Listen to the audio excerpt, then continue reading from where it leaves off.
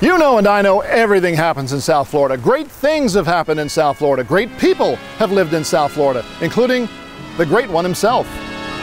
Legendary entertainer John Herbert Jackie Gleason would have hit the century mark, February 26, 2016, had he lived beyond 1987. But he left a big mark on South Florida. While taking a break from filming his hit TV variety show in New York, Gleason was invited to Lantana by some golfing buddies.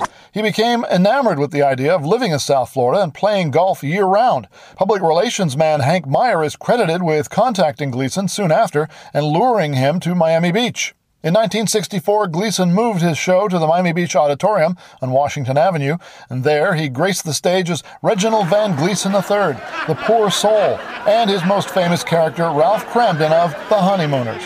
His announcer opened the show every week with, "From the sun and fun capital of the world, Miami Beach, it's the Jackie Gleason Show." And Gleason closed by shouting, "Miami Beach audiences are the greatest in the world." He gave Miami Beach 6 years of high-visibility showbiz glamour until the show ended in 1970. He also took his show on the road, all the way to exotic places such as Gulfstream Park in Hallandale. In 1987, Miami Beach honchos renamed the venue the Jackie Gleason Theater of the Performing Arts, and now it's known as the Fillmore Miami Beach at Jackie Gleason Theater. Gleason settled in South Florida after moving his weekly TV show in 1964. He owned a large house on Alton Road in Miami Beach, as well as a 9,000-square-foot ranch house on the golf course at the Country Club of Miami in Hialeah. That looked nothing like this. In 1972, he moved to Glee Manor, an elaborate 6,000-square-foot estate on the golf course in the hills of Inverary in Lauderhill, where he lived until he died. The house, complete with a Minnesota Fats-worthy billiard room, a bar to match his favorite New York watering hole, and 8 bathrooms.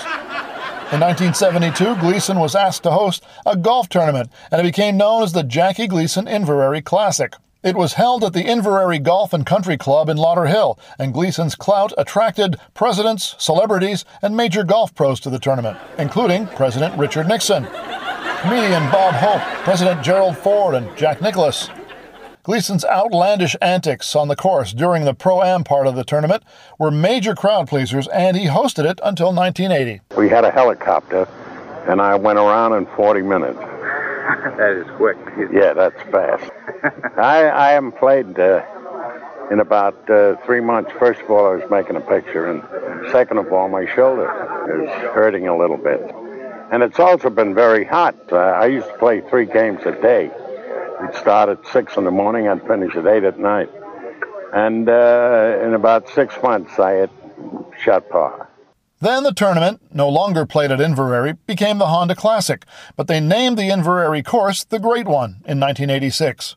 Gleason had a deep interest in parapsychology and amassed an enormous collection of literature about UFOs, witchcraft, folklore, and the like. And after he died, his widow, Marilyn, donated 1,700 volumes of his parapsychology books, journals, and other publications to the University of Miami Library, where it's now known as the Jackie Gleason Collection. In 1989, the town of Lauderhill dedicated a 3-acre park in his honor, Jackie Gleason Park. At the intersection of Northwest 70th Avenue and Inverary Boulevard, it featured a basketball court, a playground and gazebo, and a small mural of Gleason on the wall outside the restrooms. Gleason is entombed in a sarcophagus in an outdoor mausoleum at Our Lady of Mercy Catholic Cemetery in western Miami. The one clue to his famous persona on the outside of the tomb is his catchphrase, "And away we go," engraved on the marble steps. Just like Jackie to have the last laugh. How sweet it is? Yeah, I sure will. Bang zoom. With another chapter of South Florida's dubious history, I'm Wayne Rooston for the Sun Sentinel.